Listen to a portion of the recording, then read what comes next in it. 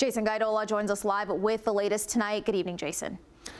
Good evening, Manisa. Despite this unprecedented political turmoil, one government source is reporting that Trudeau does not intend to resign, but other options are on the table, which includes proroguing Parliament. I really don't spend a lot of time focusing on Ottawa gossip.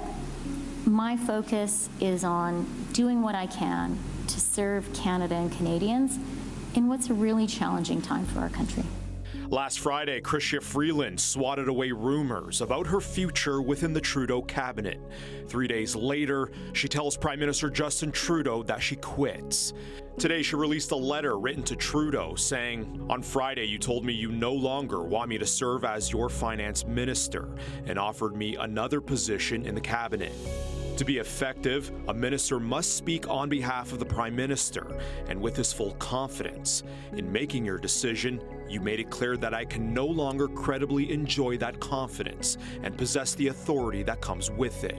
The shocking decision caught many other Liberal MPs off guard. This news has hit me really hard, and I'll reserve further comment until I have time to process it. Freeland's resignation comes as the Trudeau loyalist was set to present the Liberals' fall economic statement today. I mean, the fact that Justin Trudeau wanted Chrystia Freeland to step into another role in cabinet suggests he must have had somebody that he thought would be better in that role. The Globe and Mail reported that Trudeau has been working to recruit former Bank of Canada Governor Mark Carney to join cabinet. Tensions between Trudeau and Freeland flared over what Freeland called costly political gimmicks, tied to things like the Liberals' 2-month GST break, and over how Canada would handle tariff threats from incoming U.S. President Donald Trump. Put together all of that with the fact that Chrystia Freeland was one of the key players in the negotiations leading into the last time we had tariff issues with the United States. This is pretty sobering news. Freeland also described the need for better collaboration with Canada's premiers. Ontario Premier Doug Ford says he and provincial leaders had Freeland on a call today. Sorry, I did speak to Chrystia, and I just wanted to thank her for her service. She gave me a call. But as a country, we have to project strength, unity, and you said the word. I didn't, but I'll repeat it. It's chaos right now.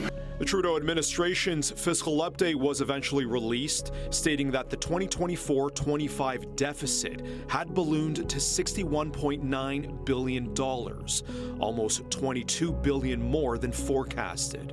I think the answer is to table the FES, the fall economic update, and let the House of Commons vote up or down. And if the fall economic update is defeated, then it would be a non-confidence vote and we would proceed to a carbon tax election.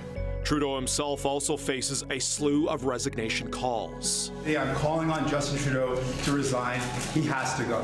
How can you say he needs to resign when then you're not telling us what you're going to do for non-confidence? Telling you that all options are on the table. Right. Mr. Trudeau is being held in office by one man, Jagmeet Singh. Calls to quit are also coming from members of the Liberal caucus. And while earlier today there were reports that Trudeau would consider it, other sources say that's not the case. There is no easy way forward for the Prime Minister now. And as I said, I think it's time for him to take that walk in the snow that his father did in 1984. I think it's time for him to understand that his time on center stage is over. Another reported consideration on the table is Trudeau proroguing Parliament, which would prevent his administration from falling. I think Parliament has to be prorogued, but it has to be prorogued in such a way with consent and collaboration with other members of Parliament to get the supply bills through so that the government continues to function as we head towards probably a leadership campaign of some sort and convention. The Liberal Party, however, has restructured its constitution, and it is not clear or obvious to anyone in the party, let alone MPs, how a new leader would be selected. In a quick turnaround this afternoon, Public Safety Minister Dominic LeBlanc was sworn in as the new finance minister as Trudeau looked on. We did reach out to the Prime Minister's office, no response yet. Freeland also stated in her letter that she does intend to seek re-election.